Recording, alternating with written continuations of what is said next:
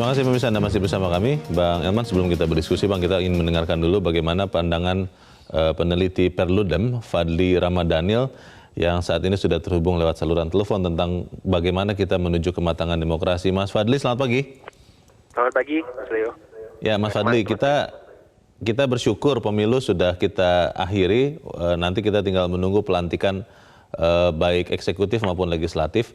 Pertanyaannya adalah begini, kalau Perludem melihat kualitas pemilu kita untuk tahun 2019 ini dibandingkan tahun-tahun sebelumnya, juga dengan dibandingkan pilkada, itu membaik, memburuk, atau jalan di tempat? Iya, by proses sebetulnya ada banyak hal yang diperbaiki, Mas. Misalnya soal desain pemilu serentaknya itu kan perbaikan yang sangat mendasar untuk menuju fondasi desain besar pemilu kita ke depan. Nah, termasuk juga ada penguatan kelembagaan Bawaslu, penguatan kelembagaan KPU, dan juga ada penguatan fasilitasi terhadap pemilih dalam memberikan hak suaranya. Di beberapa sektor kita harus akui ada perbaikan, ada kemajuan dalam demokrasi kita.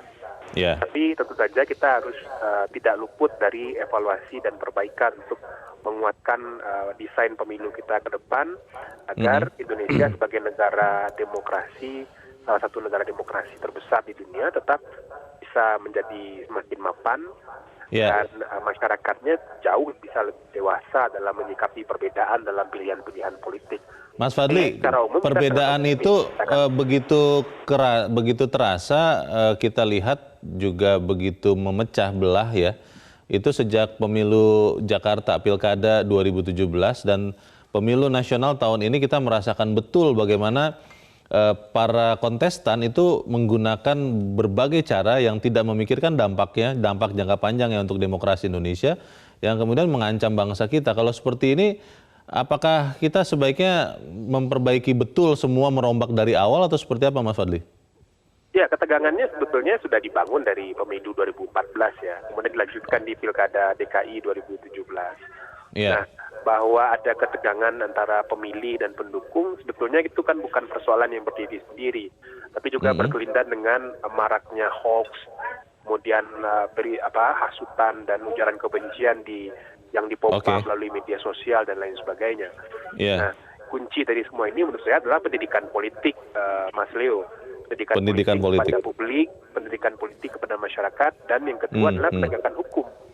Jadi sekuat apapun kemudian upaya hoax, ujaran kebencian dipolitisasi kepada masyarakat, kalau kemudian masyarakat sudah tahu bagaimana cara merespon dan memfilter informasi itu, saya kira kita akan semakin dewasa dalam demokrasi. Akan lebih baik ya. Kalau itu terjadi, kuncinya ada di penegakan hukum. Sepanjang itu aturan hukum, proses hukum dilakukan. Mas Fadly, terakhir Mas, singkat saja. Apa yang harus segera dilakukan oleh bangsa Indonesia untuk memperbaiki kualitas demokrasinya? Saya kira pemerintahan terpilih nanti salah satu yang harus dikoreksi dan diperbaiki serta dikuatkan adalah ada dua ya. Undang-undang tentang pemilihan umum, pemilihan kepala daerah, serta dengan undang-undang partai politik. Sudah lama hal itu kita dorong untuk diperbaiki, sehingga ke depan itu bisa berefek kepada penguatan institusi demokrasi kita, terutama parpol, dan juga memiliki perannya parpol terhadap proses pendidikan politik kepada masyarakat. Saya kira pemerintahan periode kedua Pak Jokowi harus memberikan prioritas bisa melakukan itu ya di awal pemerintahan. Oke, baik, kita harapkan itu terjadi. Mas Fadly Ramadhanil, terima kasih sudah bergabung bersama Editorial Media Indonesia. Selamat pagi, Mas. Penegakan hukum dan pendidikan politik tadi dikatakan Mas Fadly, Bang Elman, kunci untuk kemudian memperbaiki demokrasi kita. Pertanyaannya, apakah itu bisa kita lakukan? Ya, tidak mudah. Bisa kita lihat seperti kemarin ya. Akibat Pilpres kemarin kan juga kita bisa lihat banyak juga tindakan kriminal. Nah, setelah usai Pilpres, banyak orang menuntut semua pelaku tindak kriminal itu dibebaskan gitu. Dalam rangka rekonsiliasi katanya. Bahkan ada yang sudah ditahan, apakah pensiunan jenderal, apakah tokoh, ditekan supaya dibebaskan. Sekarang ini juga dalam posisi bebaskan dong, bebaskan dong gitu. Nah, ini juga menjadi hambatan untuk pertumbuhan demokrasi. mestinya kita harus menghormati hukum. Demokrasi itu, kualitas demokrasi itu juga akan terlihat penghargaan kita terhadap hukum. Jadi mestinya setiap pelaku tindak pidana, siapapun dia, serahkan ke penegak hukum. Dalam kondisi apapun. Dalam kondisi apapun. Nah sekarang kan itu malah mau dijadikan sandra kan. Boleh rekonsiliasi kan gitu. Semacam barter begitu. Semacam barter kan. Nah ini yang saya membayangkan betapa kualitas demokrasi kita yang akan datang pasti akan tertatih-tatih. Nah, hal lain yang saya mau katakan sebetulnya kan, tadi sudah Bung Fadli kan sudah secara panjang lebar sudah menjelaskan. Memang kualitas partai politik juga sebetulnya masih tetap kita risaukan lah. Jadi mestinya juga ke depan pemerintah juga dan kita harus bersepakat lah untuk melahirkan partai politik itu jangan dipermudah. Harus dipersulit. Dan memang harus jelas ketika satu partai adalah partai politik baru harus jelas tujuannya untuk apa sebetulnya. Ini jangan kita mentoleransi tumbuh partai politik baru tapi ecek-ecek gitu ya kan. Tidak benar-benar tidak menghasilkan negarawan-negarawan yang tangguh gitu ya. Hanya kepentingan sesaat mungkin. Ya politisi picisan gitu loh. Nah, jadi sekali lagi saya tidak terlalu bergembira ketika BPS menyatakan naik 0,28 indeks demokrasi kita. Karena naiknya itu juga masih tetap memposisikan indeks demokrasi Indonesia tetap sedang. Jadi ya itu saya pikir usia negara yang 74 tahun sebetulnya sudah harus posisi bagus. Ada yang mengatakan begini Bang Elman, seperti tadi di awal, Indonesia ini kan belum sampai 1 abad. Sementara kalau kita melihat misalnya negara yang sering disebut-sebut sebagai kiblat demokrasi, Amerika Serikat misalnya, dia kan sudah hampir 3 abad begitu. Nah, ini sesuatu yang wajar kalau di Indonesia masih berproses seperti ini. Tadi Mas Fadli juga mengatakan ini bagian dari proses karena kita sejak reformasi baru sekitar 5 kali menyelenggarakan pemilu secara nasional. Tetapi sudah ada kemajuan yang berarti. Boleh tidak kita bilang begitu? Itu yang nggak boleh. Maka tadi Bung Fadli kan bilang, ini kan masa transisi. Nah, jadi karena masa transisi kan masa peralihan kan. Kita ada dalam sebuah stasiun ini. Nah, bisa nanti akan makin menurun, bisa akan meningkat. Tergantung. Nah, tapi kalau saya membayangkan ke depan itu setiap kali pilkada Jakarta ini seperti 2017 dan Pilpres 2024 juga masih kembali seperti Pilpres kemarin. Saya membayangkan indeks demokrasi kita ke Indonesia ke depan itu pasti akan buruk. Menurun malah. Pasti akan menurun. Loh, ada yang saya baca di katanya ketika Pilpres kemarin kita lebih rendah daripada negara tetangga kok Timur. Oh, peringkatnya. Karena apa? Memang kalau Bung Leo lihat, kita merasakan Pilpres kemarin itu itu betul-betul brutal kok. Orang seenaknya menuduh. Dan coba begitu selesai Pilpres, terus belum dingin. Hasilnya sudah diumumkan juga. Anda lihat kan protes bagaimana Jalan Tamrin, Tanah Abang itu menjadi seperti politik bumi hangus kan. Waktu itu. Nah, bahkan setelah di MK juga masih yang ikut berkontestasi juga tidak segera mengakui dia kalah, mengakui kemenangan orang lain. Butuh waktu, sehingga diperlukan nasi goreng. Makan siang bersama. Makan siang bersama. Pertanyaannya apakah dengan makan siang nasi goreng sudah otomatis sudah selesai? Belum tentu saya pikir. Dan orang juga akan bertanya, di balik nasi goreng ini apa sesungguhnya? Dan rakyat pasti nggak tahu itu, Leo.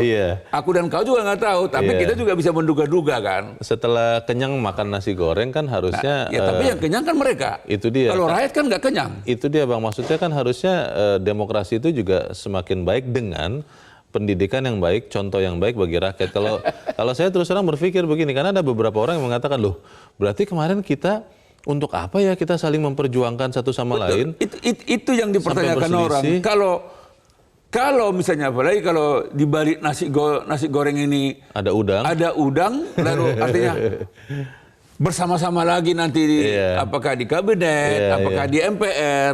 Ya kalau begitu 2024 kita nggak usah kontestasi, udah damai aja kita. Kau dapat ini kan. Nah ini mudah-mudahan bukan begitu. Bukan begitu, Leo. Baik, kita akan lanjutkan lagi, tapi kita harus jeda dahulu. Bang Elman dan pemirsa tetap bersama kami, Editorial Media Indonesia segera kembali.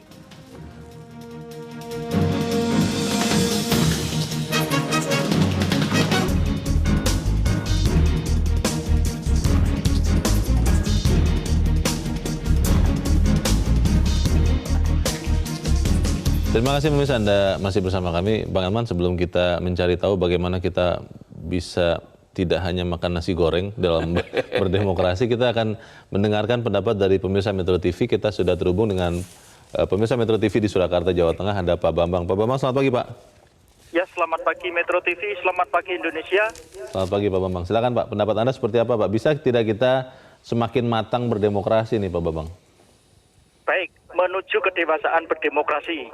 Ya, menurut kami bahwa pemilu serentak Pileg dan Pilpres 2019 ini memiliki catatan-catatan penting terkait dengan kedewasaan berdemokrasi di Indonesia. Yang pertama, Mas, bahwa pemilu 2019 ini adalah sebagai pemilu serentak pertama kali di Indonesia yang menggabungkan pelaksanaan Pileg dan Pilpres, dan dengan hasil jujur, adil, kemudian juga luber, langsung umum, bebas, rahasia. Ini artinya kedewasaan berdemokrasi kita sudah berhasil dari sisi penyelenggaraan maupun peserta pemilunya dan pemilihnya. Kemudian yang kedua, Mas, partisipasi pemilih pada pemilu 2019 yang mencapai di atas 80% atau naik 10% dari pemilu 2014 yang berada di 70%. Ini padahal jumlah pemilihnya juga terbesar dalam sejarah Indonesia, mencapai 199,9 juta. Kemudian Mas, yang ketiga, kami justru menyoroti adanya titik balik atau kritik yang besar terhadap pemilu 2019, yaitu kedewasaan dalam berdemokrasi dengan adanya aksi demonstrasi turun jalan di Bawaslu, KPU, MK dalam rangka menolak hasil pemilu 2019. Nah, ini saya rasa menjadi evaluasi besar terkait dengan kedewasaan berdemokrasi. Kemudian Mas, terkait dengan Pilkada 2020, ini ada hal yang menarik, yang luar biasa khususnya di Solo.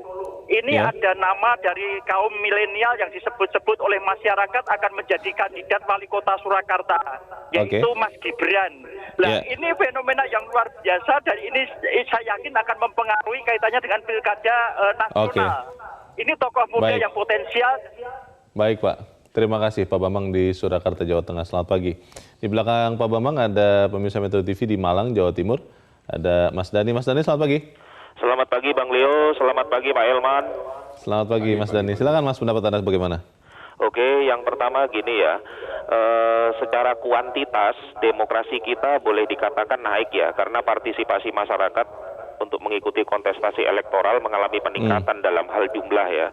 Tapi secara kualitas itu menurut saya mengalami stagnasi atau bahkan penurunan gitu Bang. Karena apa? Terutama setelah Pilkada DKI ya. Artinya masyarakat itu, sebagian masyarakat masih memandang kandidat pemimpin itu hanya dari sentimen keagamaan saja gitu loh. Kalau identitasnya sama, iya, kalau agamanya sama itu yang saya pilih gitu loh. Mereka seolah-olah mempersetankan bagaimana kualitas calon itu, bagaimana track record kandidat itu gitu loh. Jadi masa bodoh dengan segala macam track record, yang penting agamanya sama, itu yang saya pilih gitu. Sayangnya seperti itu ya. Nah, bahkan sampai Ahok sendiri pun sampai pesimis kan waktu menerima penghargaan Ruseno Award kemarin ya. Dia sampai bilang katanya dia nggak mau lagi jadi pejabat publik, nggak mau lagi jadi menteri karena dia secara moral sudah cacat, penista agama gitu. Ahok sendiri saja sudah pesimis gitu. Padahal secara kualitas seluruh masyarakat Indonesia mengakui bahwa Ahok itu pemimpin berkualitas gitu. Itu yang pertama. Terus yang kedua, tadi kalau disebut banyak yang bilang katanya, oh Indonesia kan masih muda, beda dengan Amerika Serikat yang sudah usianya sudah beberapa abad, jadi mereka sudah sangat matang berdemokrasi. Kita nggak usah perlu belajar ke Amerika Serikat, Bang Leo. Lihatlah Korea Selatan yang umurnya sama dengan Indonesia. Memang secara etnisitas Korea Selatan itu homogen, tapi secara religiositas penganut agama di Korea Selatan itu cukup heterogen gitu loh. Ada Buddha, Kristen, Katolik, Condogyo, bahkan Islam sebagai agama baru yang perkembangannya cukup pesat di Korea Selatan. Tapi Korea Selatan masyarakatnya benar-benar menjunjung tinggi hukum gitu loh. Jadi walaupun mereka walaupun mereka itu negara yang usianya masih muda sama dengan Indonesia, mereka sudah sangat matang berdemokrasi. Bahkan mantan presiden yang berjasa sekalipun, kalau terindikasi korupsi, melanggar hukum, pada waktu berkuasa tetap di penjara. Itu kayak Ros Taiwo segala macam dulu ya. Itu mungkin dari saya. Terima kasih. Baik, terima kasih Mas Dani di Malang, Jawa Timur. Selamat pagi. Di belakang Mas Dani ada Ibu Upik di Jakarta. Ibu Upik, selamat pagi Bu. Pagi Bang Leona dan Bang Saragi. Saya warga Jakarta, terima kasih sama Mas Dani yang di Malang yang mempelajari tentang Pilgub. Memang ya kalau dibilang menuju kematangan demokrasi ini, saya bilang masih 50%. Cuman kemarin sempat terperangah dengan adanya elit politik yang saling tersenyum mesam-mesem, sementara rakyat di bawah yang sedang tonjok-tonjokan lukanya masih gosong-gosong nih ketercengang ngeliat ke atas yang itu. Ya. Mesam-mesamnya kenapa Bu Upik, elit politik itu? Karena mereka itu kan sudah sama koncone gitu ya, sama temannya. Gitu. Bahkan diduga loh Bu, itu belum tentu kompromi loh Bu, diduga kan mereka hanya makan siang bersama, silaturahmi kan boleh Bu. Boleh, cuman sangat tidak diobatin dulu ini masyarakat yang gosong. Kan seperti itu. Sementara Pak Surya Paloh saya bilang angon. Saya bilang Pak Surya Paloh angon Anies gitu ya. Di angon. Kan seperti itu. Nah, tentang Pilgub ini saya merasa loh sampai sekarang ini wilayah saya daerah Jakarta Timur Cipayung. Itu kalau kemarin saya meninggal, saya minta tahlilan jamaah aja, mereka di masjid saya diapit dua masjid, dia bilang, Ibu cari aja jamaah relawan dari Ibu. Itu hari 2 hari sebelum itu dia bilang yes. Setelah itu asar kejadiannya Isa, mereka menggagalkan di jam 4 sore. Itu masih akibat dari kontestasi pemilu ini Bu? Pilgub Jakarta. Karena ini Cipayung ya, saya masih Cipayung, boleh dicek. Ada 2 masjid di sini yang masih intoleransi. Itulah Mas Dari, saya terima kasih. Bahwa demokrasi di Indonesia saya harapkan lebih bagus, dan yang mesam-mesam itu tolonglah temuin di masyarakat ini kan, ya tapi ya untuk kesatuan NKRI, Pak Surya Paloh ngangon Anies untuk kesatuan NKRI, bahaya itu nanti kalau lihat ya. Baik, terima kasih Ibu Upik di Jakarta, selamat pagi Bu. Mesam-mesam katanya Bang Elman. Kita masih mau mendengarkan Pak Syahril di Jakarta. Pak Syahril, selamat pagi. Selamat pagi Metro. Yang pertama, selamat pagi Pak Syahril. Menuju kematangan demokrasi, negara ini tidak perlu seperti Timur Tengah. Terjadi pembelahan, terjadi perubahan, pengganti ideologi, terjadi pembelahan rakyat begitu. Oleh karena itu saya menyarankan, ya yang pertama perlu adanya edukasi dari elit politik. Elit politik itu harus diedukasi. Demokrasi yang bagaimana yang sebenarnya yang kita inginkan. Terus edukasi mengenai demokrasi itu sendiri kepada rakyat ini. Demokrasi apa yang kita anut sekarang ini? Apakah demokrasi yang sebebas-bebasnya? Bebas kita memfitnah, bebas kita menyebarkan kebencian, dendam dan segalanya? Apakah bebas kita berbuat kejahatan, bebas untuk menggantikan ideologi negara kita? Oleh karena itu saya ingin menyarankan harus dijelaskan sejelas-jelas demokrasi kita ini, apakah demokrasi liberal, Pancasila kah, apakah demokrasi sosialis kah, apakah demokrasi rakyat kah? Terus selanjutnya saya ingin meminta pertolongan ya, pemerintah harus menindak tegas setiap demokrasi yang bertentangan yang tidak menggunakan rambu-rambu Pancasila, yaitu tidak bertuhanan, kita tidak punya kemanusiaan. Harus bersepakat soal itu ya. Baik Pak Syahril, terima kasih Pak sudah berpendapat dari Jakarta. Selamat pagi.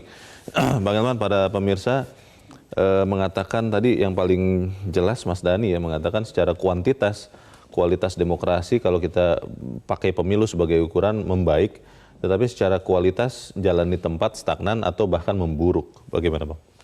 Iya, dan itu apa yang disorot oleh Bung Dari tadi itulah faktanya. Maka tadi dari awal saya mengatakan kita naik 0,28. Indeksnya. Tapi secara kualitas kita malah melorot sebetulnya kan. Anda bisa bayangkan seperti Pilpres kemarin kan. Sepertinya kan apa? Kayak tawuran aja gitu. Mau berperang gitu. Mau gitu berperang aja. Kau di sana, saya di sini gitu. Padahal sebetulnya kan kontestasi itu kan sebetulnya untuk mau menawarkan. Dan kita harus nggak boleh bosan mengatakan menawarkan program. Bukan menawarkan ini dadaku, mana dadamu. Identitas ya. Udah identitas. Ini kan coba segala politik identitas dia bongkar. Dikeluarkan gitu. semua. Dikeluarkan semua. Apa ya. Itu politik apa gitu ya. Jadi maka saya tidak setuju kalau misalnya Bung Leo mengatakan ya Amerika sekian lama. Ngapain kita belajar lama? Kalau bisa cepat kenapa tidak cepat gitu ya. Jadi sekali lagi makanya kalau ke depan memang tokoh-tokoh yang mau ikut kontestasi harus ditanya apakah Anda masih tetap menggunakan politik identitas nggak? Dan rakyat mestinya jangan mau lagi gitu. Iya, sudah Terserah, banyak contoh apakah nanti 2 paslon, 3 paslon, 4 paslon, rakyat sebetulnya oke-oke saja. Iya. Jadi jangan juga dianggap rakyat maunya 2 paslon. Tidak. Tapi memang persoalannya Bung Leo memang tidak mudah. Iya. Ketika orang itu dirasuki oleh haus kekuasaan, apapun dilakukan. Iya. Nah, tadi kalau Bung Leo mengatakan bagaimana ke depan, ya tergantung. Kualitas demokrasi itu tergantung juga posisi oposisi. Nah, kalau semua ada di dalam, siapa yang mengawasi?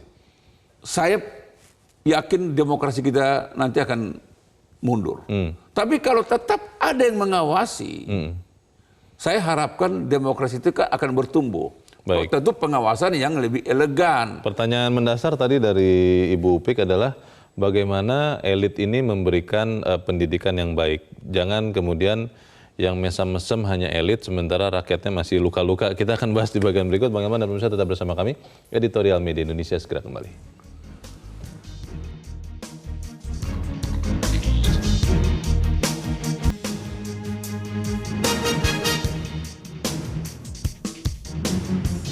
Terima kasih pemirsa Anda masih bersama kami. Kita di bagian akhir dari diskusi kita pagi ini. Kalau begitu Bang Elman, apa yang harus kita lakukan Bang? Pertama yang tentu yang sangat berperan besar adalah seluruh pimpinan partai politik harus negarawan. Negarawan. Tidak pemarah dan tidak suka ngambek. Tidak suka ngambek juga. Nah, jadi harus penyabar tapi tegas gitu ya. Besar jiwa ya. Harus jiwa besar. Hati. Ya. Jadi negarawan, tidak pemarah dan tidak suka ngambek. Itu kualitas pimpinan partai politik. Itu penting itu. Kedua, pemerintah harus tegas terhadap ormas-ormas yang anti Pancasila. Itu penting karena itu yang akan mendorong melahirkan politik identitas. Tidak ada kompromi lagi. Jangan ada kompromi lagi. Dan menurut saya masa sekarang inilah ya, ini kan disebutkan transisi itu. Supaya indeksnya bagus, maka hari ini juga pemerintah berani mukul, bubarkan itu ormas-ormas anti Pancasila. Dan kalau dia hanya berubah nama, kan kita tahu. Kalau Leo misalnya hari ini ormas yang dipimpin Leo dibubarkan, besok Leo bikin yang baru kan, juga tidak boleh. Karena Anda sudah pernah salah kan gitu kan. Saya setuju dengan Orde Baru dulu. Ketika siup korannya dicabut, maka yang bersangkutan tidak dapat lagi siup koran lagi. Gitu. Meskipun bikin yang baru, sama sekali baru. Bikin yang baru, karena kan itu juga mengedukasi orang supaya jangan melakukan hal sama. Jadi menurut saya ormas-ormas yang anti Pancasila jangan segan-segan untuk melakukan tindakan bubarkan seperti kita juga membubarkan HTI kan gitu. Pemerintah jangan takut ya. Jangan takut. Nah juga misalnya kampus-kampus yang selama ini juga sudah diwarnai misalnya radikalisme, itu dikontrol. Dibersihkan ya. Menteri Pendidikan tidak boleh hanya bicara tentang teknis. Tapi coba periksa akun-akun mahasiswa. Termasuk dosennya. Termasuk dosennya, termasuk rektornya. Termasuk juga misalnya rumah ibadahnya harus dikontrol. Nah, kalau itu dilakukan Leo, pasti akan lebih bagus. Tadi itu untuk menjawab yang dari Malang tadi kan. Mas Dhani ya. Jadi tidak hanya kuantitas indeks demokrasi Indonesia itu yang bertambah, tapi kualitasnya. Dan ini yang kita harapkan Leo. Kalau soal kembali lagi Bang, makan nasi goreng tadi itu bagaimana? Ya menurut saya silakan aja makan nasi goreng walaupun rakyat hanya mengeluarkan air liurnya aja kan. Mengendus baunya aja enaknya. Yang enaknya kan dia kan. Tapi Di balik nasi goreng itu jangan sampai misalnya ada kompromi, ajak semua. Yang dulu katakanlah beda koalisi ya. Menurut saya yang menang tetap memerintah, yang kalah tetap oposisi. Ini yang benar. Supaya jelas aturan mainnya. Supaya jelas aturan mainnya, supaya dia juga harus sabar nunggu 5 tahun yang akan datang. Jangan ngapain kita capek-capek. Toh juga kita ada di dalam nanti. Tapi katanya dunia ini panggung sandiwara, Bang, katanya, Bang. Ya itu kan hanya tontonan. Tapi kalau bernegara tidak boleh kita pindahkan panggung sandiwara kepada pemerintahan. Termasuk juga berpolitik tidak boleh menjadi panggung sandiwara. Baik. Rakyat marah. Kita harus akhiri sekarang karena. Tapi yang penting pemimpin yang akan datang tidak pemarah dan tidak ngambekan. Dan saya dengan Leo kan tidak suka nasi goreng. Saya suka nasi liwet. Oke. Semoga itu yang terjadi, Bang Elman Saragih. Terima kasih sudah di sini, Bang. Selamat pagi. Pemirsa, dengan sistem penunjang demokrasi yang berjalan baik disertai upaya terus-menerus untuk mendewasakan rakyat, maka Indonesia tidak perlu menunggu 10 tahun lagi untuk menjadi negara yang matang berdemokrasi. Sekali lagi, kematangan berdemokrasi menjadi tanggung jawab kita bersama. Semoga itu yang terjadi. Saya Leonard Samosir, terima kasih Anda sudah menyaksikan. Selamat pagi.